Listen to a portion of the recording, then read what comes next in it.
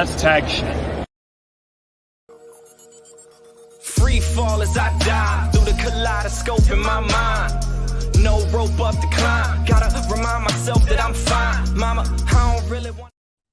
Welcome to another installment of Tag Me In, where the triple threat brain trusts a tag over the good, the bad, and everything in between in the world of professional wrestling. I, of course, am the unofficially official Lip Dizzle, joined with none other than the less than stealthy unicorn himself. Yeah, I didn't want to stop you, but say the rest. I'm not saying the rest. I'm not saying the rest. The reason why I'm not saying the rest is because it doesn't. There's a lot that I'm mad at you about right now. Just for the fine. A 33 and the third champ, I guess. Thank you. ScooterRay, people. How do you do? But, ladies, I know you haven't. Look, this man has been busy. This man has been very busy. He's been handling shit. Don't think that he's forgot about y'all, because he already knows you have not forgot about him. But of course, if you need that introduction, I'll give it to you, ladies. Mr. Jaeger Bombastic, so fantastic that if your panties weren't wet enough, they are about to be, because he is back.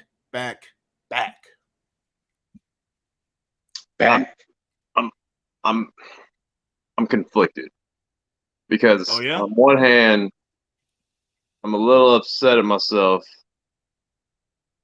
for these for the lack of correct predictions, but at the same time, it just feels so wrong having to be a 33 and a third champ. Look, until this situation gets rectified, I'm gonna own it. You know what? No. I'm gonna back that up. I call bullshit because you and I tied, and we had to vacate that title. That's true. But all right, but me being mad about that is like grown ass adults being mad about newer generations getting their debts paid off. So I'm gonna leave it be. I mean, look, for those of you who don't know, because we haven't really updated what was going on with the predictions championship. So after it got vacated, the initial time after we implemented the rule, and Jaeger hated it because he ended up losing, and we ended up having a series back in June. Mm-hmm. Yep. And I thoroughly came through and dominated that shit, and I won. But the problem is, what was it? Forbidden Doors where it was Money in the Bank, was it? I think it was all of that. It was that because I won it back. Oh no, Money in the Bank, Forbidden Door. Yes. But I think it got vacated because we got that tie back at Money in the Bank. Yeah. And it's been vacated ever since. So we had another series where I was about to come through and win this damn thing. And you was.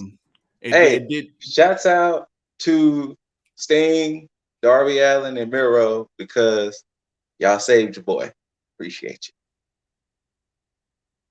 For real, man, because I could have came through and shout out to Jugs. He came through and he was the comeback king in that, but he was, because it's really because he chose Pretty Deadly, to be perfectly honest. Yes. But that's what really saved him. Gallus should have won. I agree.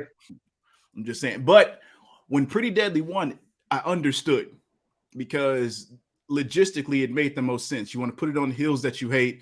They're the ones that's more recognizable between both brands. They've won both titles individually. Mm-hmm. And I didn't know that they had put Lash Legend with them, which is stupid, but it's not stupid. It kind of fits. It's not stupid because it came at the aspect of them beefing with Brooks and Jensen. Since Brooks and Jensen has Fallon Henley, that's the reason why Lash got added with them. Oh, I was just thinking that for the aesthetic reason. I mean, aesthetically now it looks great, especially with her being tall and everything. Yeah. But it happened with them beefing with Brooks and Jensen. Oh, okay. I know a lot of y'all that are tuned in are probably here to hear us talk about the shit that happened with Punk and AEW. We're gonna get to that, but that's gonna be later. Oh, buddy. That's Buddy. that's definitely gonna be later. But I want to kind of go through because I was gonna do a Dizzle moment with this, but I think it's more apropos to do it with all of us here, and that's really to talk about everything that's transpired as far as Triple H coming into creative control and the You know what? differences. Hold on. I'm gonna stop you right there because I was Mm. gonna do it. Fuck it. I'm saying it.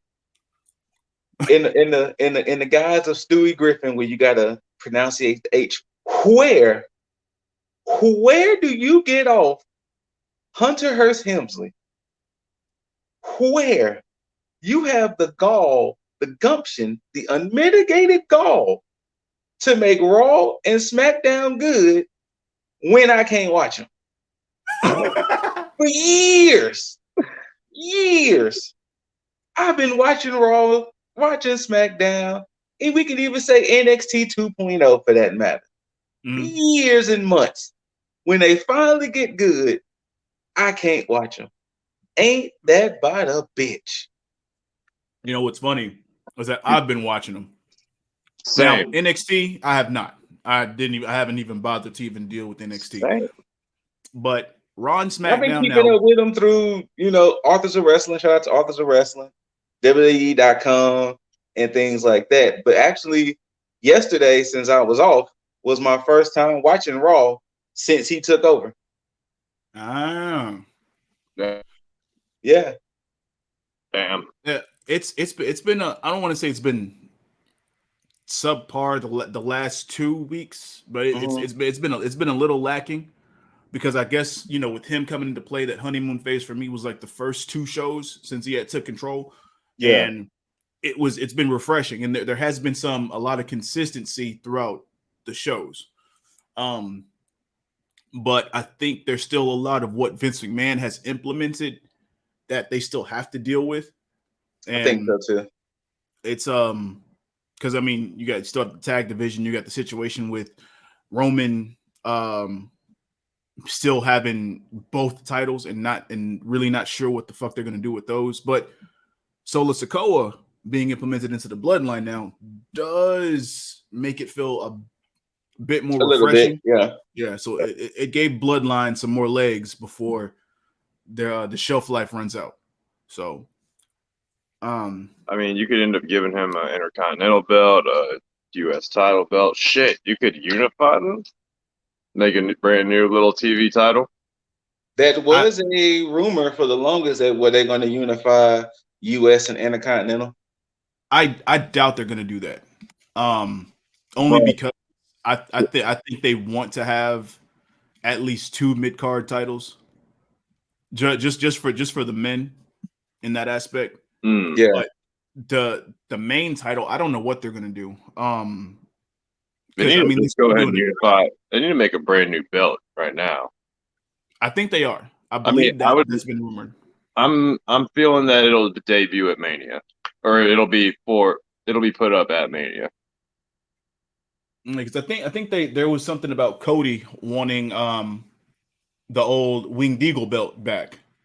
And it would make sense because Cody was the one that brought back the classic IC title design. That is true. So they need to just separate them again. That's what they need to do. They do need to. I think so, because especially what's up? I'm saying, do they need to separate those belts again? Only because the only reason why I'm saying it is because considering who's all on Raw and considering who's all on SmackDown, it will make sense for Raw to have its own championship if you're looking at the talent. Yeah. Because if we're looking at the fact that we have Seth, KO, Theory, spoilers. We now have Strowman back. You still got Miz, you still got Bobby Lashley. You know, it'll make sense for them to have a champion when it can produce new matchups. I mean, you still got Edge, you still got AJ, Rey Mysterio. I can see Finn Balor with Judgment Day going for it. You know, it's different challengers that can happen. All of these people aren't going to fight Roman Reigns. Well, he already beat damn near all of them, Damn but near you know what everybody, I'm saying. Maybe But that's why they haven't unified, or excuse me, or made one belt yet, because they're still up in the air on whether they want to unify them or not. I think so and too. and aesthetically, it fits with the bloodline, you know, because it's like the same thing they did with Kenny having both Impact titles. You know, it was aesthetically pleasing. He could have had one belt, but you know, Yeah, it just looks better when you say the belt collector and there's 4 belts instead of 3. And I mean, if they're gonna do another draft, then it makes sense because I think that's what's happening. But That's especially supposed like to be plans. watching Raw and just seeing Bobby Lashley as like the only male champion on that show, It looks weird. it does. It really does.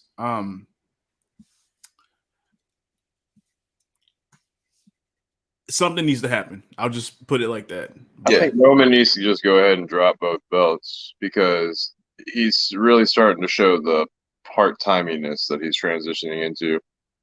Well, he did an interview, or I saw an article where he mentioned about the whole part-time thing. He's saying that the only reason why he's part-time is, you know, his kids are at the age where they're growing up and they need dad more. Yeah, Because you know he has like what 5 kids. 4 or 5, I think, because I Yeah. know I know that about Mr. Roman Reigns. So because he's a he set of was saying twins. I know that. that much. So he was saying that I won't necessarily wrestle at every pay-per-view, but whatever Raw or SmackDown they need me at, I will be there. You know, but he said I'm not going to be at every, you know, pay-per-view and this, that, and the third. So Yeah, it makes sense. And honestly, their way out was Saturday. Yeah. You know, their way out was either through Drew McIntyre or through Theory trying to cash in. Why the hell they didn't have McIntyre win that in his home is beyond me. it would have made sense if they would have just put one title on the line, because Or Roman. yeah. It would have worked out for Roman, Well, basically being not only like, that, I could see Drew McIntyre pulling Keith Lee. Like, remember when Keith Lee had won both titles, and he was like, "Hey, well, since I'm NXT champion, there's no need for me to have North American championship." So, boom, I can see Drew McIntyre being like, "Well, hell, technically, since I'm a SmackDown superstar, the WWE championship, here you go, Raw." You know, That and would be see, the path of least resistance. Yeah. and that's why I think it would, because like for Drew wanting to basically save the company from the bloodline, it would have made sense to be like, yo, I want both yeah, titles, and it would have been nice for Roman to be like snarky about it, and be like, you know what, no, I'm not like, you're not worthy of taking both belts. I'll defend one belt because that's all right, you're worth. And Yeah. then him, of course, winning in Wales and being able to have that homecoming of a championship win, and Roman still being champ on SmackDown. But I guess they want Roman to be the big boss. They only want one person to end that reign, and I'm assuming that person is Cody. Or the Rock. No, I don't think they're gonna let it last. I think Rock and Roman are gonna just be a battle of head of the table, biggest baddest Samoan. Like I could see the title being off of Roman before then. Before Okay. Mania. Yeah. Cody is healthy now. Is he? I believe he is. So I guess it actually would make sense for them to pull the trigger on that sooner than later. Have Roman and Rock at Mania, and have Cody face whoever. I mean, hell, maybe they'll give it to Seth Rollins at Mania, have Cody have this long, have months of a reign, and then have Rollins take it off Cody at Mania. But they need to split them belts up. Yes, definitely. Because now we're potentially looking at Karrion Kross being Roman's new challenger. And then it's like, well, how far is that going to go? I see. I mean, I thought I saw Cross and McIntyre going into a feud, but I mean, that can happen too. But he was still sending them shots at Roman as well. So, oh, absolutely. I just don't know if they're gonna book Cross to lose. Oh wait, huh? Nah, I can't. I don't know how you book Roman to lose both belts without losing them at the same time. They got to. Unless they put him in the fucking triangle match like they did with Benoit, Jericho, and Kurt Angle with the European and Intercontinental Championships at Mania before. yeah. Well, like I said, that's what I said. Their way out was technically Austin Theory. Austin Theory cashing in and Wait, like how turning the match into a triple threat. by technicality, can Austin Theory challenge for both belts? Well, he's already said on Raw that he's going for the undisputed, so he's going for both. He wants to go for both titles. Well, see, that's the thing. The way the company is advertising it, they're advertising it as both belts. They're not advertising it as Universal and WWE. You see, they're advertising it as the undisputed. That's another avenue they could have taken to have a way out of this was, oh, this is something that's so unprecedented of having both belts. Like in the contracts for Money in the Bank, they only say one belt. That'd be like, if y'all read the fine print, like you can still have some exec in the back be like, I'm sorry, Theory, but if you read the fine print, you can really only challenge for one belt. Mm-hmm. Maybe that is gonna be. Maybe that's gonna happen in a storyline aspect, because that would be dope. Yeah. Yeah. If they pull it off right, yeah. Yeah. I mean, Trips can definitely pull it off right. That's for damn At sure. this point, yes. Now, I don't understand why Strowman is back. I don't understand that at all. That's the only question mark that I have. I mean, as far as you got to think the company was high on him. Well, I'm not sure if that was the company or Vince. Well, the reason I say that, because him coming back is not really the problem. Him coming back during that four-way tag match and that was destroying, that pissed me off. Yeah, that pissed me off. Also, shout out to New Day for both being tagged in and just one of y'all laying down for the other. that was so. This was the thing. That was an old school reference to Hall and Nash. Oh, was it? Back in WCW, there was a fatal four-way tag match. It was Hall and Nash, Harlem Heat, and I forgot the other two tag teams. Yeah. And throughout the match, it was a normal match. And then what happened was Hall and Nash was tagged in at the same time. And I forgot who laid down for who, but they actually 1, 2, 3, boom, they won and kept the belts. And it was like they were pissed off because they was like, well, technically that's a loophole. But yeah, because I think what it was, like they one of them was already in, and I think whoever they were facing ended up tagging in Hall or Nash, whoever was outside, to say like, okay, yeah, and the commentary was like, well, now they got to fight each other, and it was like, yeah. And it was like, boom, 1, 2, 3, they won. I've never seen 6 other competitors jump in the ring to stop a pin so fast. So fast. But yeah, but yeah, like I said, Strowman being back, I'm indifferent with. I'm not, let's just see what he does this time around. Yeah. Meanwhile, TikTok, hopefully, for Roman Reigns. TikTok? Yeah. But also, did y'all see Scarlett over the weekend? That I did. Scarlett though. Anyway, Scarlett though. I'm so Scarlett. glad that Scarlett's back. I mean, Karrion Kross and Scarlett are back. But I will say this. Clash at the Castle was not a bad event. No. Definitely the match of the night was Sheamus and Gunther.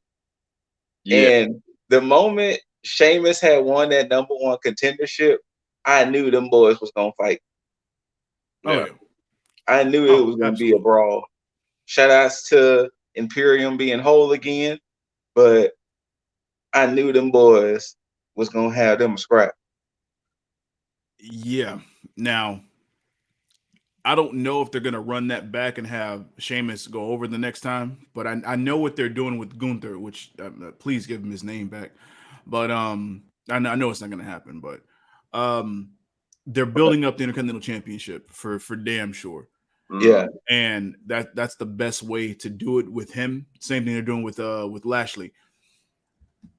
But I don't, unless they're gonna pull an upset with Solo Sikoa and just have the bloodline help him beat Gunther to take that IC title off of him. Or do you think they want to do Gunther versus Lashley at Survivor Series? Ooh. Oh, I think that's definitely happening. They Absolutely. need to change up Survivor Series this year. They need to go back to the old ways of Survivor Series and not do brand supremacy anymore. I don't. You know what I think they're gonna do? I think they're gonna do Bloodline versus 4 people. That would make perfect sense because brand supremacy don't matter anymore because it never really means shit. So they should really do like old school Survivor Series where we have beefs, y'all have beefs. Let's put our beefs together and go on about our business. Do you think maybe we could get War Games? If it still doesn't belong to NXT, Is that like a sole property of NXT? I think they de facto made it a sole property of NXT. I mean, I feel like half of the time, or like 50% of that belonging to NXT was William Regal just waiting to announce that shit. Right? That would be really cool to see if like a War Games for WWE event. Win Survivor Series? It's like in a couple months, right? Survivor Series is usually in November. Yeah. Yeah, because I don't know if they had changed, like if it's going to be earlier this year. Because you got Extreme Rules in October, and usually Survivor Series is in November. November 26th. Okay, so that's a good enough time. Yeah, you can build it. I think it's probably going to be Bloodline. If Cody's back, I think they're going to do Team Cody versus the Bloodline. And I think it's probably going to end up being Cody, Kevin, Sami Zayn, and then some other person. I feel like in the near future, Sammy's going to do. He's either going to do something. My prediction is either going to be Sammy's going to be the guy to unravel the bloodline. Oh, him and Owens are taking the tag titles off the Usos. Yo, you think so? Oh, absolutely. I want to. Absolutely. No. Yes, but at what point? Because is Sammy going to be the reason Roman loses the belts? Or is Sammy going to be the reason the Usos lose the belts? Which one's going to be first? Usos. I can see Sammy being reason because he has more of the relationship with Jay and Jimmy more than he does with Roman. Solo Sikoa is here now, so it's Sammy's on borrowed time with the bloodline, and Owens is basically going to start to talk more to him about it, and then that's going to be because they're. I think it's almost a misdirect with the whole Owens and Reigns thing, where he's still kind of he's still trying to shoot for Reigns. I think what might happen is Owens may have another match with Reigns, And I'm pretty sure Usos and Solo Sikoa are going to intervene in that. And he's going to be like, fuck it. My issue is with the Usos. So since Jay has been my problem since the beginning, I'm going to just take from them. And he's going to have Sammy. And so basically now you're going to get these best friends taking the titles off the Usos from that point. And that's the best way to kind of stick it to them. Especially since we didn't get winners from that Fatal 4-Way match. That makes sense. Mm-hmm. Yeah. Yeah. That'll make sense. I do find it hilarious, if we're going to just talk about Raw real quick, that they're doing a pretty much cut and paste storyline for Miz and Loomis that they did for like Grimes and Loomis. Oh, talking about him just torturing them? Yeah. I didn't even think about that. Shout out to that camera angle that they did. Oh, with Loomis, yeah. Oh, that top down? Yeah. Yeah. Yeah. I mean, and honestly though, hey, like I guess the anti shout out to Bobby Lashley for not just walking out the door of the cage while Miz was freaking the fuck out from seeing Loomis. Yes, because he could have just been like, bye. It's like, this dude is tripping up on the top of the cage. There's the door. All right. But no, he wanted to get the spear and the pin. I would have been like, exactly. Oh no, it definitely is going to be the bloodline at Survivor Series because they don't have any competitors for Survivor Series if they're doing champion versus champion. Exactly, they can't do it. So yeah, it has to be like I can see Bloodline versus a 4. I can see Damage Control and somebody versus 4 for the women's side. You can still probably do Liv versus Bianca just to have it. You can still probably do Bobby versus Gunther just to have it. Then I can see who else is beefing like that. Maybe do like I don't know. Like they could kind of do like the NBA. How the NBA does team captains. The team captain picks 3, they pick 3, and then boom. I think I think you might be right, Scott. I don't think we're gonna get champion versus champion across the board at Survivor Series. Shouldn't. I honestly think we might be getting Bayley and Bianca for the title. We could be getting that unless they ran at Extreme Rules. Oh, I forgot about Extreme Rules. Yeah, they probably gonna run that at Extreme Rules. That'd be cool to see. However, Bayley definitely needs to win that. Oh, she's definitely gonna win it. Yeah, absolutely. Yeah, no question. Yeah, and I think they're gonna keep that IC title on Gunther, and I think they're gonna have Solo Sikoa maybe take the US title off of Bobby. We'll see, because whoever's gonna be Gunther, they're gonna have to be a special talent. I don't think Gunther's losing that till Mania. Yeah. Oh boy. I mean, maybe not even Mania, depending on who his competition is. I think they're good. They're good because I think they're going to slot him into the world title picture right after that. So okay. Once they split those belts up, gentlemen, everybody. Loki has rang the timekeeper's bell.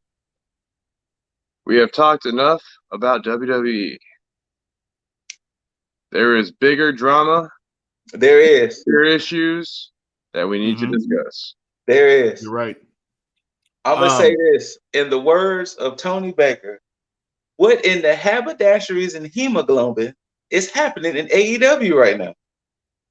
First and foremost, let me talk about Acclaimed and Swerve in Our Glory. Oh, you mean match of the night. Now, it's funny because when we were messaging back and forth during the show, in the press conference, apparently it was across the board on social media that everybody else thought they should have called an audible. Now, Swerve's response to that was fantastic. Yes. Was fantastic. Okay, see, I didn't watch. All I watched was CM Punk's part. I didn't watch past So honestly, everybody's little media scrum was on point. So Yeah. what was Swerve's response? Now, Swerve's was, I don't even want to say it was heelish. I think it was just real, Yeah. from his aspect, because, you know, Lee was pretty much trying to kind of stay neutral about it, but Swerve was basically like, fuck it.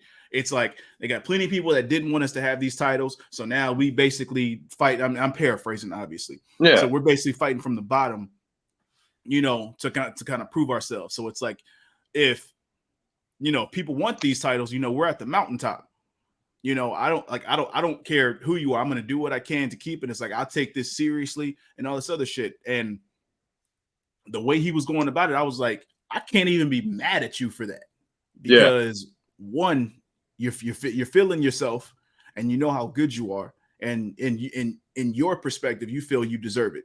And it was funny because even when they brought the conversation to Tony about basically them defending the titles again against the Acclaim in like the next event, or I think it was like Grand Slam. I think Yeah, Grand Slam, they asked Tony Khan if or no, Tony Khan said he, with all the attention and all the way the fans are loving the Acclaimed, he said he wouldn't mind running that back at Grand Slam. To which Swerve and Lee were both like, "Wait, really?" Yep. It's like when we got more into the so top Swerve, 5. more so Swerve. He's like, "Wait, they just came here. They got to go back down the ladder." He's like, but at the end of it, Swerve's like, "Look, man, you pay the bills, so I mean, you want me to spot him again? We'll go." But I mean, that's why that was a bad decision for them to. Thank you. Because the thing is, even if you run it back, the moment will still be big, but it won't be all out big. Yeah, Because they clearly came in as the favorites. Oh, absolutely. 100%. There was no argument. And the fact that people were legitimately, I was legitimately losing my, like when you said talking about the roof would blow off, if I was in the bed like, oh my God, this could happen. And then when they did that power bomb stomp, it was like, fuck. Hey, shout out to Lee and Swerve, because I fucking love that finisher. Yes. Oh yeah. Yes. That is definitely a finisher. That is definitely a, you ain't getting up from this, bro. Yeah. That is protected by all means, like a one-winged angel.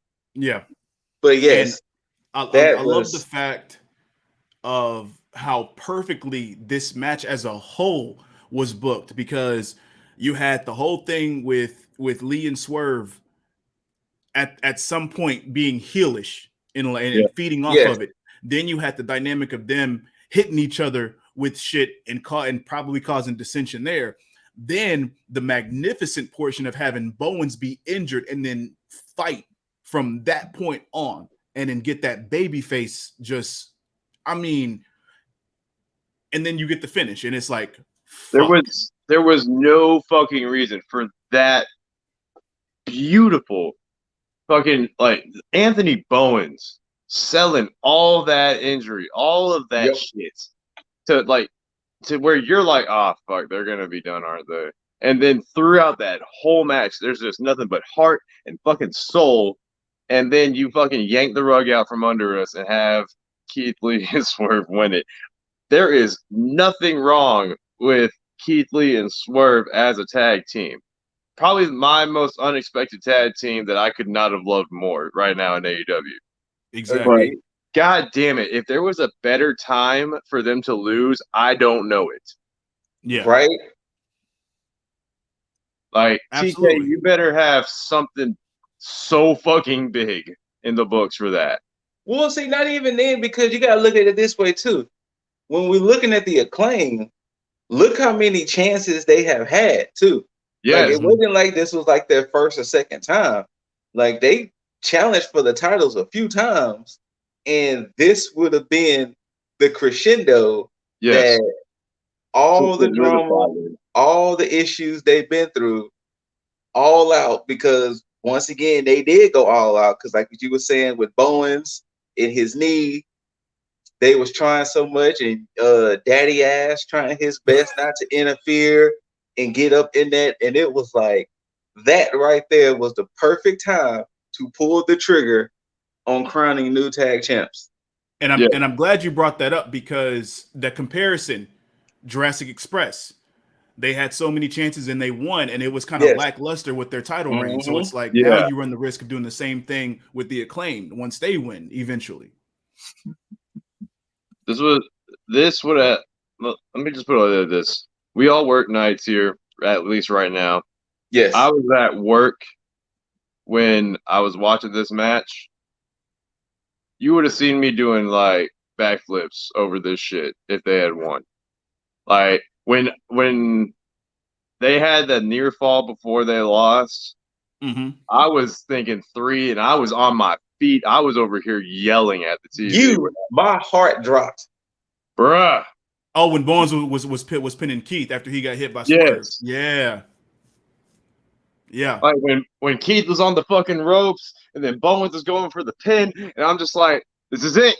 And then I jumped up and down like 1, 2, and then fuck. I think I said the same. I think I had the same thing. Like fuck.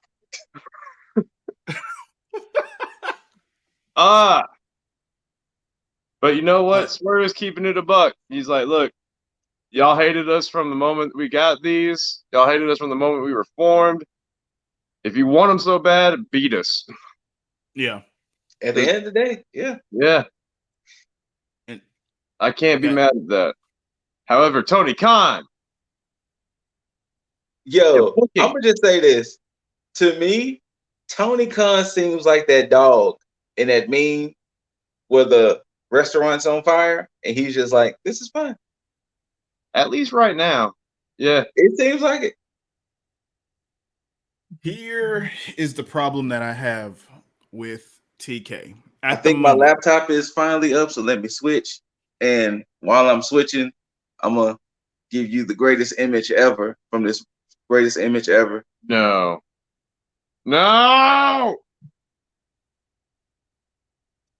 We gotta talk about that later. I mean, I don't want to give it time, but I don't have a choice. I mean, we don't have a choice because of who it's related to. Exactly. And that's the issue that you I'm can't having. be a hater forever.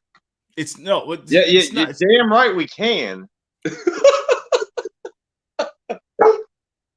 Loki too. Exactly. But anyways, let's swerve off of Swerve in our glory. Absolutely. And the All Out was fairly good. I mean, there was a lot of fucking matches, but it was definitely a good show. My only thing, and this may be because I had made these picks for our belt, but also I feel like in a creative line it would have gone better. Fantastic matches, just wrong outcomes or wrong finishes. Yeah, absolutely. I think that's a lot of the issue that tends to happen, because it's with a lot of these so-called bad decisions, it's hard to rebound from them on a beneficial standpoint, because it's like, yeah, you had Toni Storm win. Yeah. And you're going to have her go eventually up against Thunder Rosa, which I'm pretty sure she's going to end up beating Thunder Rosa. Yeah. Cool. I'm fine with that, because you get legs out of that, but it's like, I mean, Toni Storm already got that, but you still have to build the rest of the women's division. It's like the same thing with Jade and Athena. Jade would have been her perfect moment to lose to Athena. Be set up, because I mean, you don't have to have, especially at this point, you have a babyface champion. You can set up Jade to be just completely fucking dominant on the path to challenging for that title. And this is my issue, especially with the women's division, because it has to do with a lot of ROH stuff. I have no idea what the fuck they're doing with ROH, and you have not had Mercedes Martinez on TV or as your Samoa ROH Women's Champion. or And Joe. now Joe, I don't know what was I'm going on still with wondering him. why that acquisition even happened. What, Joe or Mercedes? No, ROH. Tony Khan ROH? buying ROH. I think he mainly wanted the library. Which is fine. Mm. I can But understand that. what they need to do is replace, like, what? ROH is on YouTube already at this point, right? Yeah. I think so. I think it had a TV deal somewhere though. Either give them another TV deal or just replace one of the YouTube shows for ROH. That's because I said the same thing on Dizzle when I was talking about it. That's exactly what I I mean, said. I'm right in that same boat with you. Yeah, because it's like it's already an established property, and you already have champions in it. You already have you can, especially with an established name like that, you already have a roster who's attached to that. You already have people that you can put there, and then it writes itself, and you won't get as many unhappy people in the fucking back that you do now, which is one of the main reasons why it's upsetting me that Tony is literally making everything that Cornette has said up to this point absolutely fucking correct. And all the super duper AEW stands, you know, I myself am included in that, but I'm more of a realist in that aspect because I can understand it from both sides. But everybody that wants to defend AEW to the fucking bone, you want to get mad at Cornette, but look at what's going on. When Cornette's all right, forgive the millennial talk, but when Cornette's just being a boomer about wrestling, then shut the fuck up. However, in recent months, I can't really find an argument. And see, between both of y'all's point, I was going to make a second bucket dealing with like, hey, AEW stands and fans, we got to start calling spades and spades here. Yeah. When can we realize that AEW has been doing a lot of missteps recently? Yes. And the problem is, I was going to go more of the guys of history is doomed to repeat itself because look at WCW. Look at what happened with TNA. Mm-hmm. Unfortunately, look what's happened with AEW. Yes. Nobody wants AEW to fail. Nobody wants AEW to go away. The problem is that you're going down the same paths as other promotions. Now, is that a locker room problem or is that a owner problem? Well, the problem is, I think Tony Khan has this thing of he wants to be friends with the wrestlers. And sometimes I think he can't, I think the lines blur between boss and friend. Yeah. You think that's maybe why he ended up bumping down the EVP's roles later on? The problem is none of them should have had roles in the first place. Not if they were going to compete like that. If they're going to compete the way they are, then yeah, they shouldn't have had. Well, I mean, you can give them EVP titles, but don't give them EVP control. You know what I mean? Yeah. Yes. Okay, so the reason why I can agree with Kenny's position because Kenny was only dealing with the women. He wasn't dealing with and booking of the men. Oh yeah, in the game. And I think the most stable person in their position was Cody. Yes. Yeah. Cody had the most logical sense as far as like how to run certain things. And I think that he could separate, you know, the performer and the EVP position, because even on his side, you could tell that, and I think that's why it was an issue with all of them having that EVP position, because it was the idea of too many cooks in the kitchen. Mm-hmm. And even though Tony may tell you, hey, you know, I make the final decision on everything, when you look at these press conferences, you can see there's a bias, like with who he's okay with, and like a Punk, FTR, I don't know who else, but I mean, you can tell like in these pressers when he's sitting next to them, he's like starstruck by them. And But then at the same time, look at the names you just named too. what between Punk and FTR? Those are not his homegrown talent. Oh, absolutely not. Even I mean, Absolutely not. if we even really being honest, Young Bucks and Omega and Hangman are not his homegrown talent. They already had names coming True. into this. So everybody, Wardlow. Wardlow will be homegrown talent. Mm-hmm. But as far as Hangman, his stock rose. But as far as the Bucks and Omega, they had names coming into this. Cody had a name coming into this. Of course, we know Jericho's history. As far as homegrown talent, you know, there wasn't too many homegrown talent that seemed like he was enamored with. Yeah. And the problem is that the route I was going, and this was me recording this video before All Out, it seemed like the split that's happening in the locker room is happening kind of what happened with WCW and kind of what happened with TNA, where a lot of these quote unquote outsiders was coming in and they were getting a shine. I mean, if we're looking at it objectively,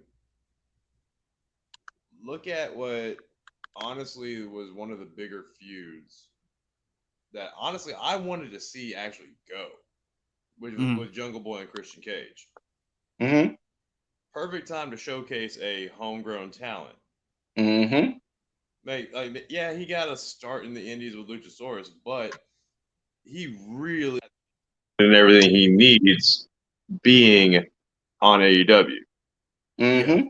What'd they do? They fucking ran him over? Horribly. Huh? I said horribly. Yes. Like, I was honestly ready for that match. I was like, game set, all right, I'm ready. Like, let's go. With the Cage and Jungle Boy? Luchasaurus is over here running this kid over, and then Christian Cage is getting the pin. Cool. Storyline longevity, sure. But myself and Chicago were ready to see a fucking fight. And then, I mean, to the booking, like, the booking has been weird in AEW. House of Black. Yes. Well, you know what?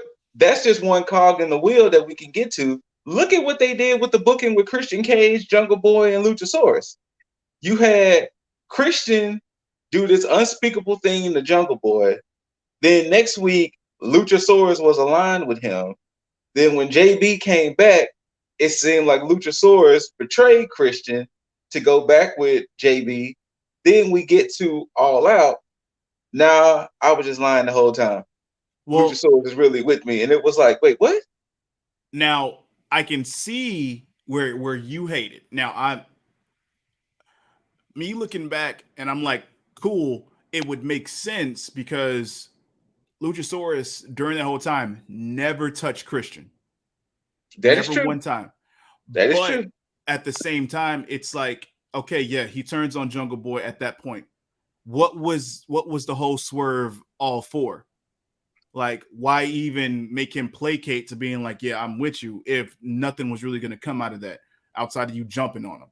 You know, not only that, but honestly, let the match run first before you turn on him.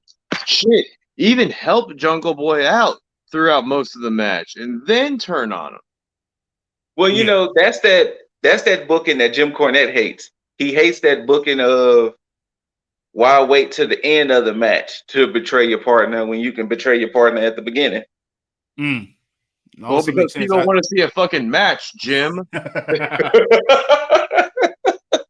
Well, I mean, well, to be honest, the match still happened. It just didn't last long, but the match still happened. You know what I don't like right now with AEW is because we have this ranking system, and it was meant to make sense. Get rid of that shit. Honestly, they need to miss it now. Right now, there's no telling like who's in what particular division here. I mean, or who's going for what title? Because like you just basically now have random people going for whatever. Like it's almost like they don't even pay attention to the rankings anymore. Like they'll talk about but it. I mean, They you go ahead. No, I'm saying they can keep the win-loss record, but that ranking shit, they can get rid of that. Yes. Doesn't matter. No, especially because you can have champs just call audibles and bring up challengers out of nowhere. Exactly. Because, like, I mean, like I said, the reason why my taste has soured a bit of AEW with the booking, and once again, this is this weird parallel mirrorverse because the same issues we was having with WWE seems like it's happening with AEW right now. Because where the fuck did Orange Cassidy now come from and be like, hey, yo, Pat? What the fuck is that about? Like, wait. Like, what? Honestly, you know what? If we're going to keep that a buck, there's no reason that Kip Sabian, who just made a fucking return, should have won that match. He should have damn well won that match. Yeah, he should have won that. I can see why, because that was his first match back, right? Literally. But however, I can see why, but commentary like to fucking bury him and be like, oh, he's been out of action for this long, blah, blah, blah. Like, motherfucker, you could have been saying that, yeah, he was doing the box shit, but he's been training since then. He's been fucking improving himself since then. He's gone Ultra Instinct because look at the white fucking hair. Anyways. Yeah. Yeah. Like I said, AEW and their booking, because then too, like I said, you had this stuff with Christian Boy, Jungle Boy and Christian. You had this stuff now going on with Pac.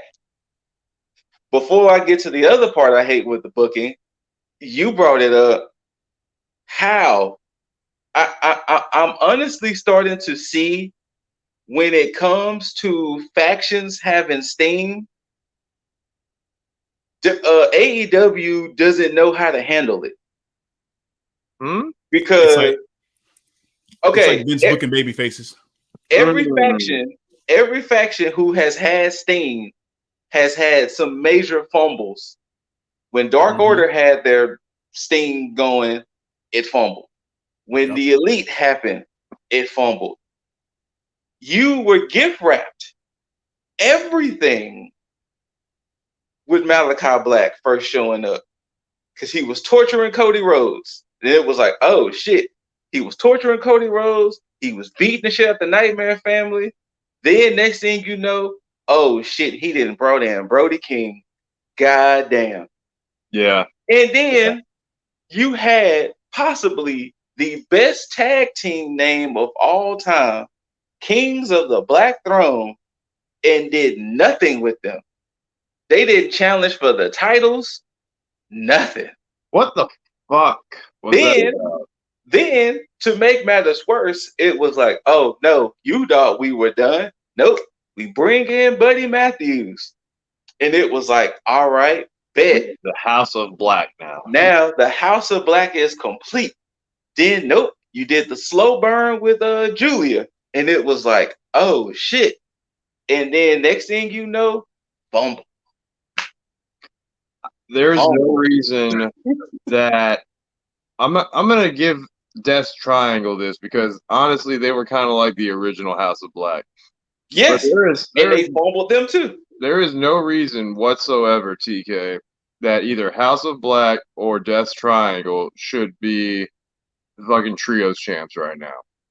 I agree. No reason for that shit whatsoever, other than for you mark it out on Kenny Omega being the first like Triple Crown champion. Yeah. Yeah. Kenny's still not because he never won the TNT title. Yeah, we never won TNT. He got the trios. He's got the singles, the doubles, and now the trios. Well, okay. Well, if you put it that way, that way, yeah. But I mean, just fumbles all around with House of Black. It's because the Elite don't need the trios titles. I mean, honestly, Dark Order would have benefited more from that. Yes, they would have.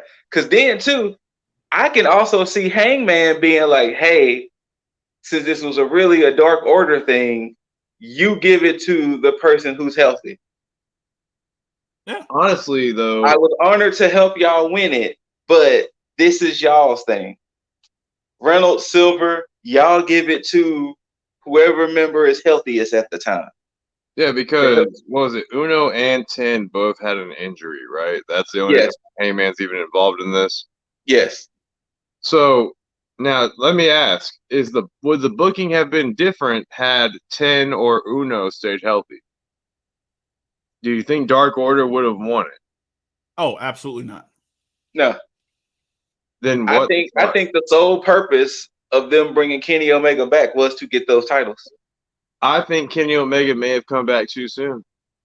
That may be a case too. It would have benefited them because I mean, you had an out with Kenny coming back and him playing up the whole thing. You know, ring rust, him being hurt, his injuries and shit, and the way that he was wrestling in those first two matches where he came back, where he seemed kind of off, and it was like, okay, he's not 100%. This is why they lost in the finals or whatever. That could have been a House of Black thing where they could have won that shit. It could have been a situation with Death Triangle.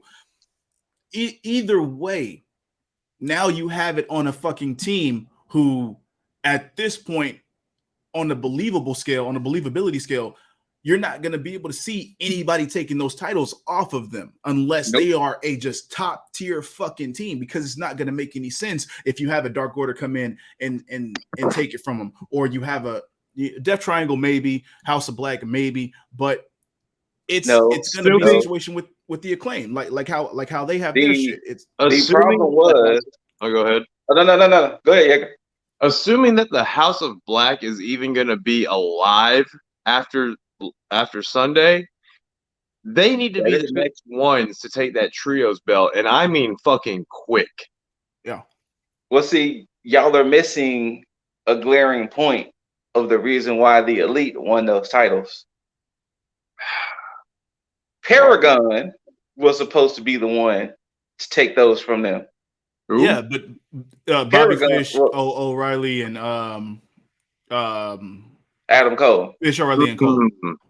But here's now the thing, that Fish is out, we don't know if O'Reilly is going to ever come back. Is he already gone? No, Fish is gone. Fish is gone. Thing. Contracts. His contract ended on the 30th of August before All Out. Yeah. So wait. If Fish is gone now, Trips is making hella moves. Do we see O'Reilly and Cole follow suit? No, they got contract extensions. Fish did not. Why? He probably didn't enjoy his time there. I'm just saying though, but like Tony, like fucking keep that man. Tell him that you're gonna have them as Trips titles. Like what the fuck?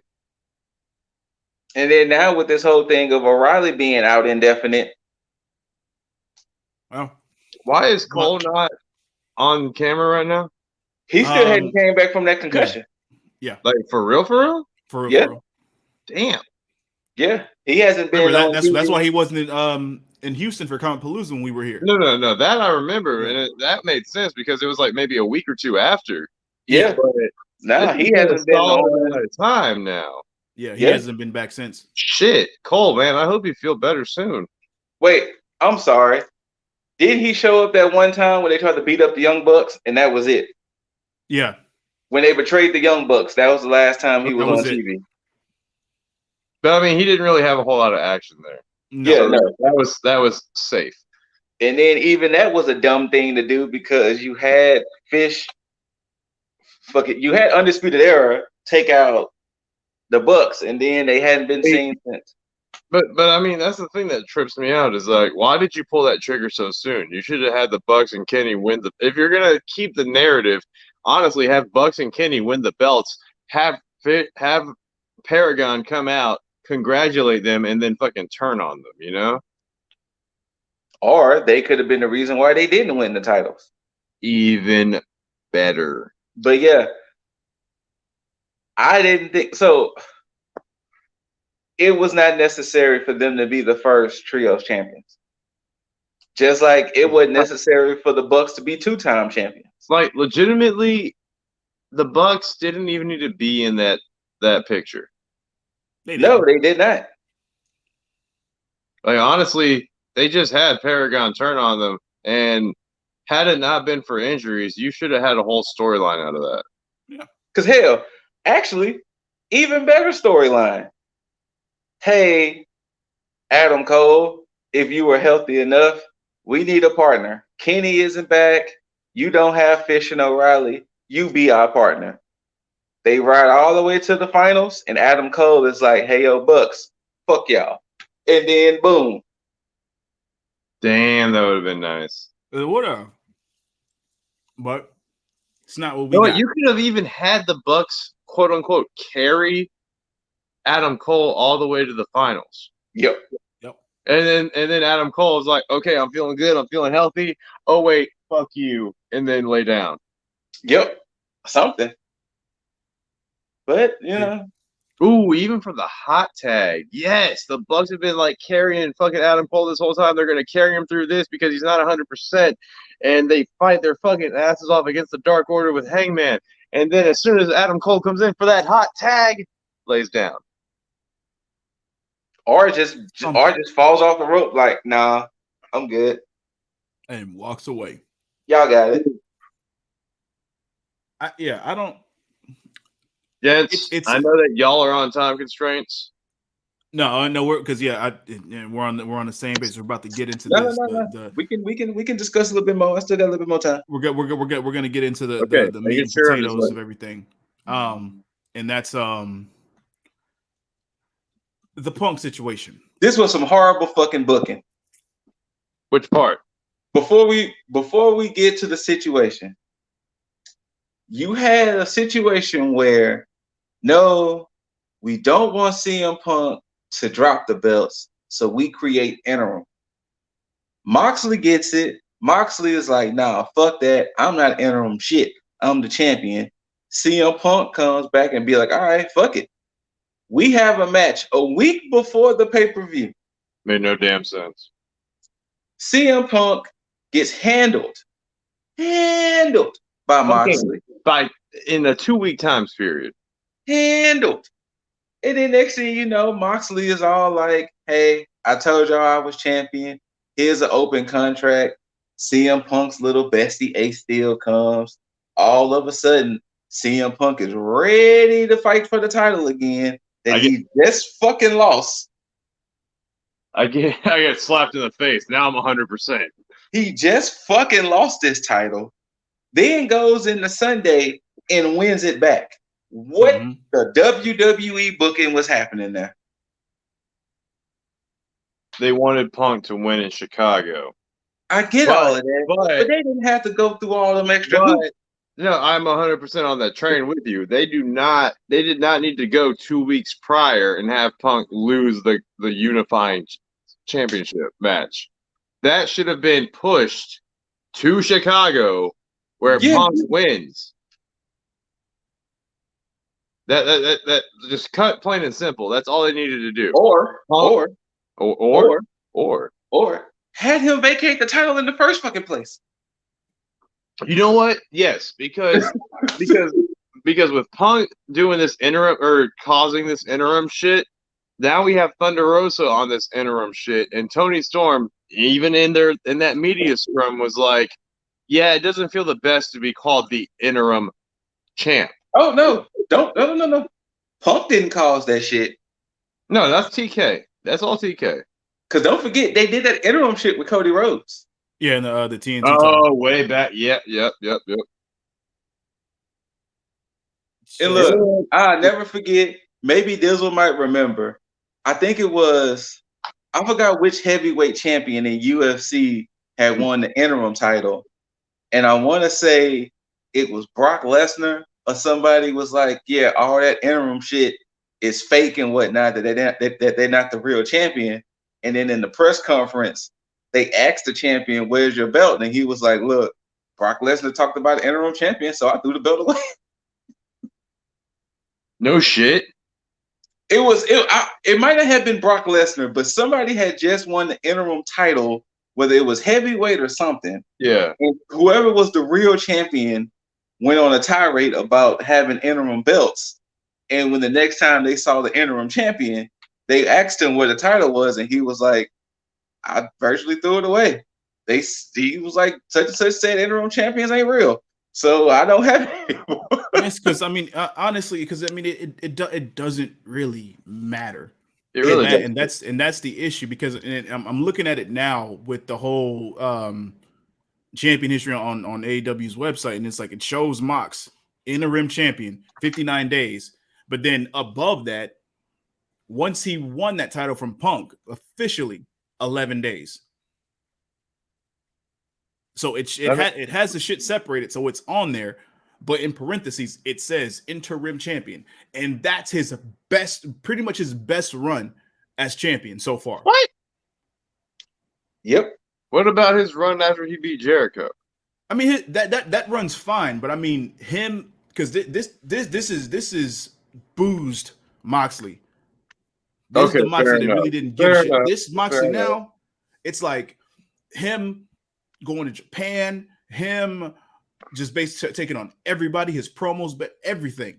That to me, and I mean again, it's very much subjective. Now it's his longest reign, you know, the first one 277 days, but you know, in 59 days as the interim champ, he did make a shitload of impact in those 59 days. Absolutely, he did, but at the same time, he should have just been champion. Yeah. And it's crazy because even as Punk on here, it has him from May 29th to August 24th, 87 days as champ, never defended it one time. Mm-hmm. Wait, they counted him as champion? They counted him as champion during that time. Oh, fuck off. No. Mm-hmm. Yeah, I'm 100% on board with the do not make an interim champion. Fucking vacate your title, just like every wrestling promotion has done prior. Yeah. I feel like what Scoot just said, UFC started it, and now professional wrestling is trying to implement it. Mm-hmm. And it's stupid because, I mean, even hearing the word interim, they don't even sound like. And because New Japan did it best. New Japan like circumvented the interim champion best because what was it? They had the briefcase that like it was for the U.S. title, wasn't it? Yes, how Kenta had the briefcase. Yeah. Dude, pretty much the briefcase was what was used for defense instead of the belt. If you're gonna really keep the belt on somebody and then just like because Moxley was the one with the belt for the longest time. If you want to keep the belt on Mox for the longest time, still have fucking Kenta fucking defend that briefcase for what was it, like a year? Damn near. Yeah. There's nothing wrong with holding that number one contendership for that long while the champ is waiting to get better. Either vacate or do shit like that. Don't make an interim champion and then invalidate periods of time. Basically. But Punk has won in Chicago because he lost in Chicago the last time he was there. I think we need to talk about the backstage shit now, guys.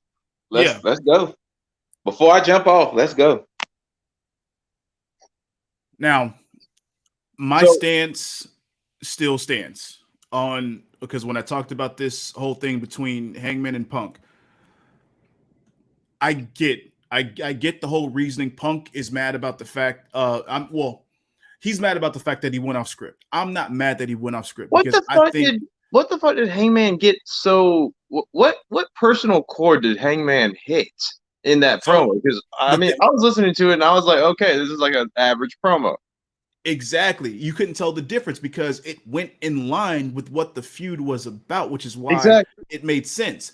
But my thing is the reasoning behind it, because if it was a whole thing with Colt Cabana and them being mad about that, then I can be like, okay, well, you know what? I can see where Punk's coming from. It shouldn't be about that. Yes. But if he went off script, I'm like, you can't be a hypocrite and then get mad that he went off script because you've basically gotten more popularity left and right. Exactly. So I'm not mad at that aspect, you know. No. But if that's the reasoning behind it, then I can understand Punk's side and why he's getting mad. Now, everything else within the press conference of what he went off on, you can't be mad at because, you know, with the way things are being ran, if this whole thing is about them trying to defend Colt Cabana, that's a Colt Cabana and CM Punk thing. You know, you can't that's their whole situation. So everything Punk said about, you know, him being a grown man, if he doesn't want to be friends with anybody, that's his business. You know, you can't sit here and be mad at him over some shit like that. You can't force people to be friends. Him saying, "Hey, I don't." What's up? I'm sorry. I don't mean to interrupt you, man. Oh, you good? But did you listen to Meltzer's review about that whole press conference? No, I didn't. So a lot of the audio clip for that scrum has Punk just going into that conversation, right? Like, it cuts into Punk talking about that. Mm-hmm. So TK starts it off with, "Does anybody have any questions?" And then Punk, before anybody questions anything, goes, "I have a question. What are y'all journalists doing?" Essentially, I'm paraphrasing on that. But Punk is the one that brings up the Colt Cabana shit first. Yeah. And nobody asked him about that shit. He went into business for himself to talk about that shit. Yeah. And then starts like pointing fingers at the Bucks for spreading rumors, essentially. Talking about EVPs that can't run a fucking Target. Yeah. Honestly, funny line. I laughed at that. But at the same time, it's like, why are you shooting on these dudes right now? That was another thing that kind of came, because like me, if you want to talk about the whole Colt Cabana thing, clear that thing up. Yes, that's clear fine. up your personal bullshit with somebody who you said had a bank account tied to his mom, who you fucking lit up for being this, that, and the other, for paying all his bills and having the receipts for it. Cool. Address that when it's asked. Yes. Don't fucking just come on the fucking interview train talking about that. Like you're coming in there preheated, man. Yeah, and that's one of the problems that I have with him bringing up the Bucks, because it's hypocritical that he would sit here. Well, not hypocritical. It's convenient, and it's such a coincidence that he would sit here and be like, you know, it's embarrassing that I have to do this because, you know, trying to run a business. Well, it's embarrassing to go on in a public forum and just bash your higher ups in front of it. That's something that you handle behind closed doors. Yes. You know. But not only that, it was fucking unprovoked. Nobody asked him about that shit. Well, you know, there's also a third avenue we might have to explore on this. And this is the one avenue that I think only a few have ever touched on. Could CM Punk just be a bit of a bitch? I mean, he can be. He's 100% able to. He could be. Now, I don't. At the same time, I don't blame him for having grievances. If the company's being run a certain way and he don't like it, then, you know, by all means, you have the right to be mad about that. But at just the like same Yeager time, said, that's not the place to do it. It's not at all. It's not the place to do it, and that's why Tony should have been able to put his balls on the fucking table and say, "Hey, it's not the place for that." Next fucking question. Yeah, and to be cut off by Punk like that, and to be like, you know, no, you don't, you know, because he tried to interview, but it's like once you do that, it's like you just now invalidated the position that Tony Khan has. Like now, Tony just looks like the mark that everybody says he is. The money mark, yes. Yeah, because you're gonna sit there. Because he's like, Tony, I don't even know how Tony even said this now, knowing that Punk started this. Fucking Tony's like, I should have been the one to address that question. I'm like, what do you mean? Because fucking Punk just goes into business for himself and addressing this shit. Yeah. Exactly. Well, and at the same time, let's also explore this option. Tony Khan might not be what's the word I want to use without being disrespectful? He might just not be that type of dude who should have been like, ayo, CM, chill. No, what? No, I'll go ahead and take the shot. Tony don't have the balls to show that aspect. no, I agree. Tony clearly. But I'll be the one to just you go ahead and yell it out though. Tony, when Punk overrode that whole thing, you kind of looked like the little man in that. Actually, you know what? There's not even a kind of involved in there. You look like the little man. You look like the guy who's just a fan of Punk, letting him do whatever the fuck he wants. You need to remind Punk that he is an employee, not anything higher. Facts. And then not only that, but then too, how does it look that you let Punk do that when you went into business with the Bucks and Omega and Hangman and all of them? Like, you started the company, you started your company with these people, and you're sitting next to the quote unquote outsider who's just going in on these dudes, shooting them up. Like, especially Hangman. Like, Hangman took so many shots, and then because I remember Mike, shout out to Mike, he was saying like, yo, it seemed like Hangman be so unproblematic, and he was getting shots. Like, Hangman was getting shot at. Hangman got lit up. Fucking Bucks got lit up. Well, Bucks and Kenny got lit up. Mm-hmm. And it's look, Punk, if you want to be an EVP, just say so. Agreed. Shit. If you want to make him an EVP, control, just say so. If you want Ace Steel to get a fucking revival arc in his fucking career of wrestling, just fucking say so. Speaking of, somebody help me out. Who the fuck is that? He was running with Punk back in those indie days. Mm-hmm. Oh, okay. He's been a trainer of Punk. He's been like he's ran with Punk for the longest time. They've known each other for fucking decades. Yeah. Like, I had to do this research after I saw Ace Steel run out to the middle of the ring and grab that fucking contract. But I'm not even gonna lie. I'll be the first person to admit, like, I did not know who the fuck he was. I thought he was some kind of management running out there and be like, "Oh, you can't just drop a contract in the middle of the ring." I thought so too. Yeah, but knowing that that was a guy that was for Punk, that, I mean, it helps the storyline, sure. And then, oh, cool, you were there for the flavor commentary of slapping him in the face, like rejuvenating him. This is Chicago. You're not just fighting me. You're fighting Chicago. That's all well and good. That's cool. That helps the storyline get pushed. But the fact that this guy has apparently been way more involved than he needs to be when he hasn't put in a fucking match, nothing, just makes it feel like, okay, cool, Tony Khan brought in Punk, and now Punk has, okay, if you're going to bring me in or keep me, I got to start bringing in my guys. And that doesn't make any goddamn sense to me, especially when you already have, like, look, you probably shouldn't have had this situation to begin with Bucks being EVPs, with both Bucks and Kenny and all them being EVPs, but you already have that situation, and now you're shitting on them. Or, excuse me, Tony, you're letting them get shit on. And yes, that's the main thing right there. Like, these are your peers in a higher up aspect. Like, these are the ones that do make decisions, and you're allowing them. Peers. Let's just call them what they are. The Bucks and Kenny and Cody and shit, Marty and fucking Hangman, they're the reason this company's even here right now. Yeah. Preach.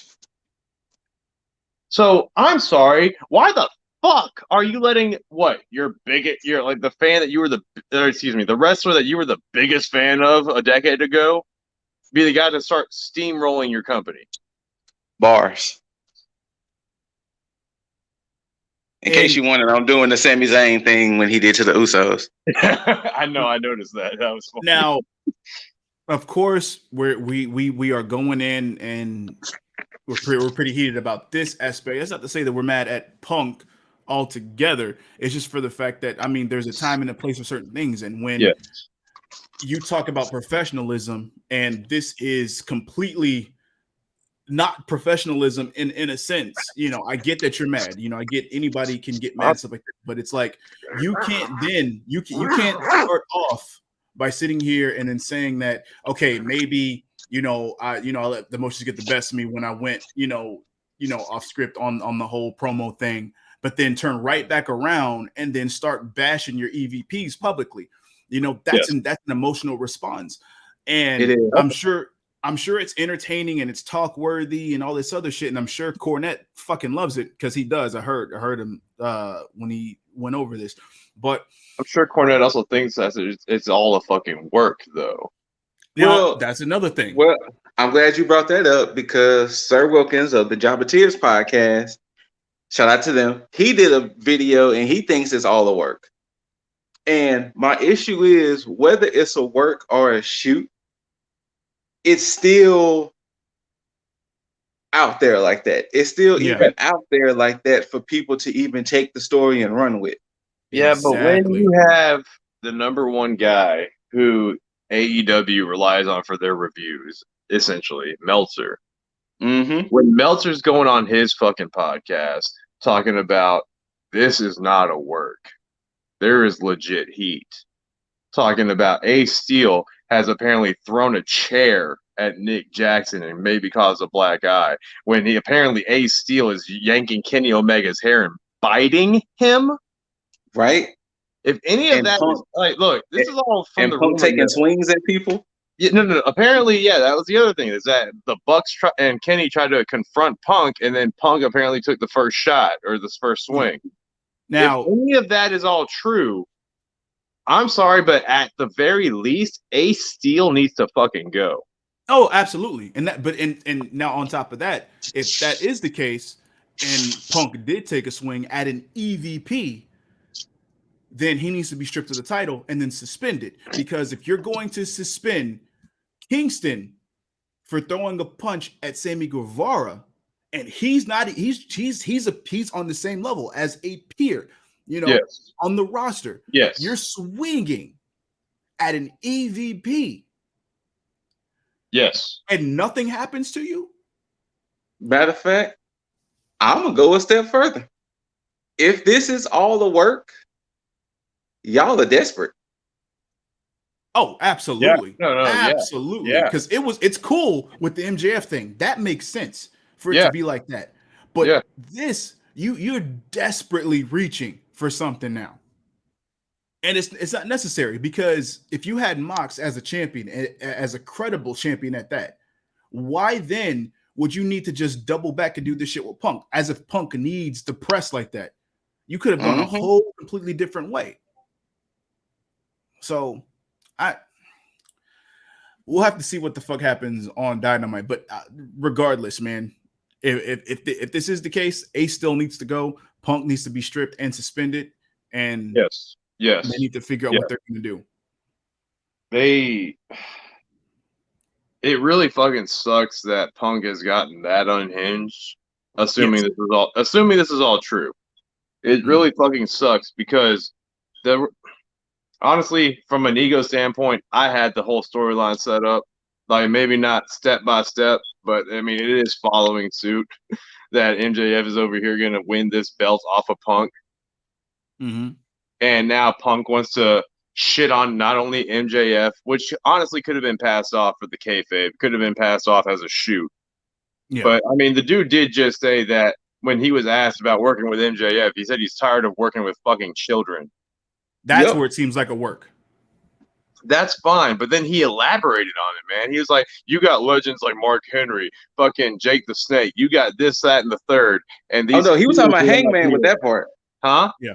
He was talking about Hangman with that part. I mean, MJF is 26. I wouldn't doubt that he's also including him in there. Well, no. Specifically, because I read the article. Hangman did an article. Hangman did an interview. And that's where the whole Jake the Snake thing came from. And apparently, Hangman did an interview. And he said something about, I'm not the best at taking advice. I tend to just take my own advice, kind of like, no offense to the legends and things like that. But I kind of just do my own thing. Fans love him anyway, whether he fucking takes the advice or not. So when Punk said all of that, he was directly talking to Hangman on that part because he was basically quoting from Hangman's interview. Okay. because just like Now- what you said, I did research because I was like, what the hell did Hangman do to Punk? And he was directly quoting Hangman talking about how you don't take advice, like you haven't done shit in this company and blah blah blah blah blah blah blah. Yeah, he was directly talking to Hangman with that part. Let's just say that Hangman's had more title shots than Punk has. Well, in AEW, yes, absolutely. Yeah. Well, now- I mean, so all right, this is one thing the wrestling world we need to kind of work on. If somebody is just in the wrong, we need to just say that's in the wrong. The problem is Phil, yeah, I'm calling him by his real name. Phil is an elder statesman.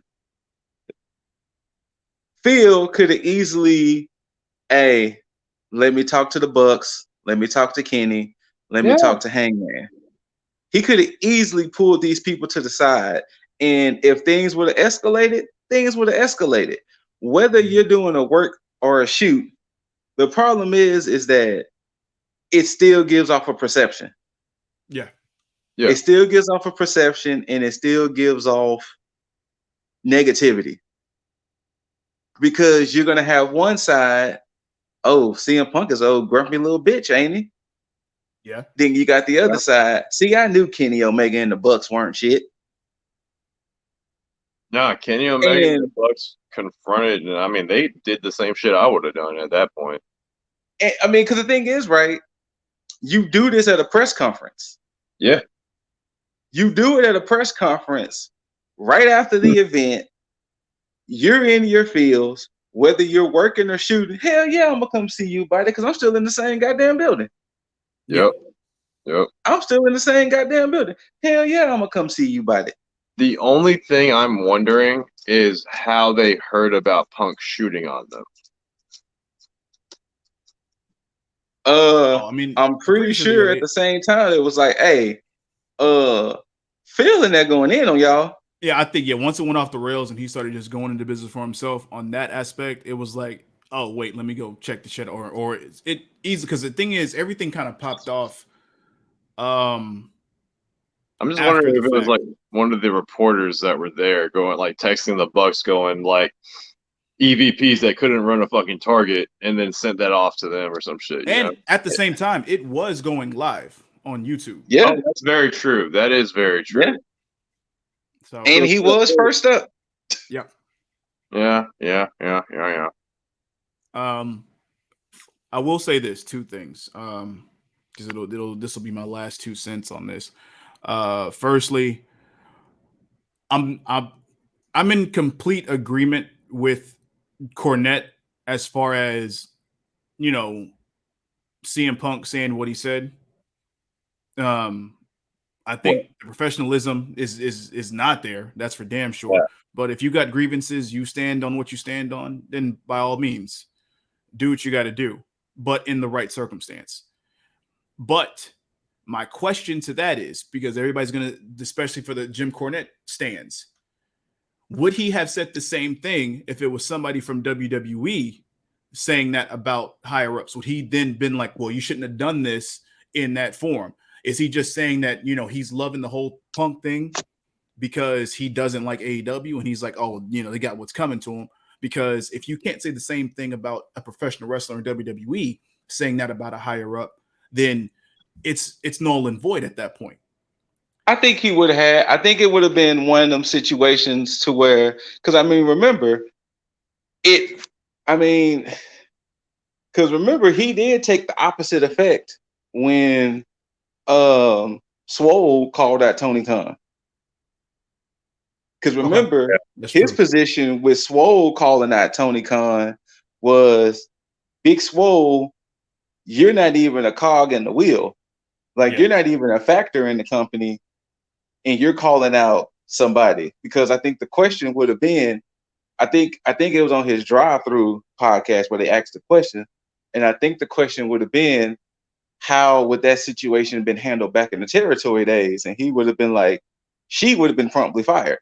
Anybody in the back who would have did what Swole was doing would have been promptly fired. And here comes shown the door. Here comes the same shit. Yeah. So I think in this case, if you have a CM Punk doing this, then it's kind of one of them like, okay, well, wait, if a superstar talent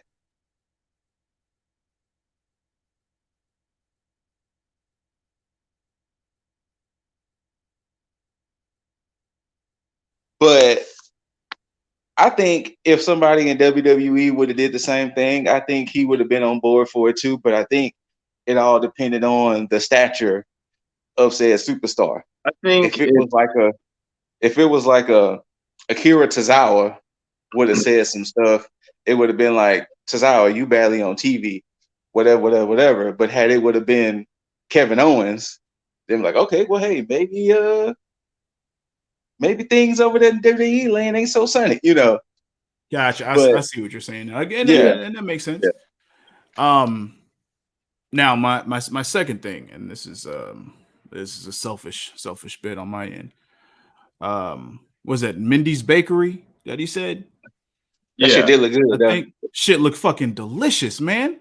That did look good, I though. want the brownies, the cupcakes, whatever pastries Yeah. they got going on, like that Well, they're shit. closed on Mondays and Tuesdays, man. Yeah. So Punk, thank you for that recommendation, because the next time I go to Chicago, I'm searching for that bakery, right? because man, how can I look? It's like how can you be mad enough to sit there and eat these pastries, go off, and still enjoy like that? He's That's over here some just fucking munching away as good he ass fucking pastries. as he fucking shoots this fucking company. But Yeah. yeah, that's my 2 cents on that. I don't know if you guys got anything else to Nah, add. that's about it. Nah, man. Punk, you a sloppy hoe for this. Like, I'm not even gonna like pull punches. Ace Steel, I don't even know who the fuck you are, so you got to thank Punk for fucking bringing you back into relevancy. I'm gonna be, if you haven't noticed by now, I'm gonna be fucking introducing a new show because I'm tired of reviewing the YouTube shows. The lack of content, I'm sure you have noticed. Yes. But I'm gonna be bringing in something, and you know it's in the works. But when I debut it, I'll debut it. Okay. But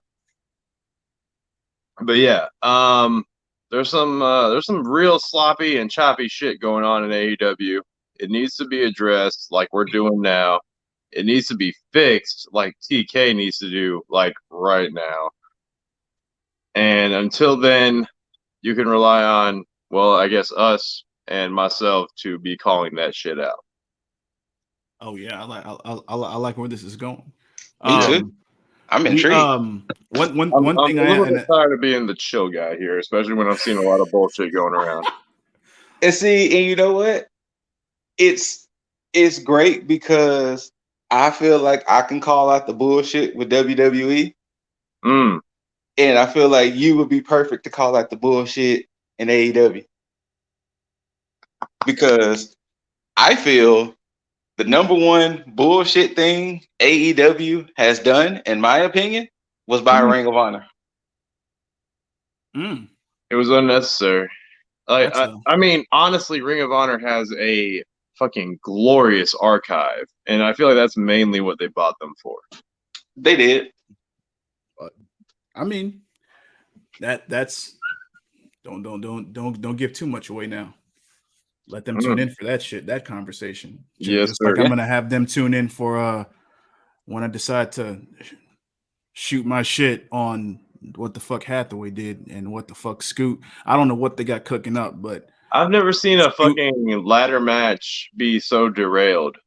And that's why I love and hate how they did that. Did y'all not watch Money in the Bank 2019? I mean, yeah, but that don't. Yeah. But Stokely wasn't involved. But Brock Lesnar was. Yeah. But I've never seen so many masked men show up. Well, they did show their faces, but no face, no case. Okay, shut up. Regardless of the fact, because I'm gonna go in on that shit. They don't deserve the time on this one, but it's okay. But you don't have to go in. Just before I head out and before we sign out, just appreciate the fact that Stokely Hathaway or Malcolm Bivens, it's just that dude. Like, Shut up. the Y'all quicker, see everything the rolling in quicker the you fucking crawl. accept that, We're not even listening to Scoot talk because he's signing off right now. the quicker you accept I'm that, gonna heat the up better you will these be fingers, for it. and I'm gonna get the Too Sweet ready. I don't care if Scoot is a part of the fucking Too Sweet. It don't fucking matter. That's right. You bottom bam. But Accept it.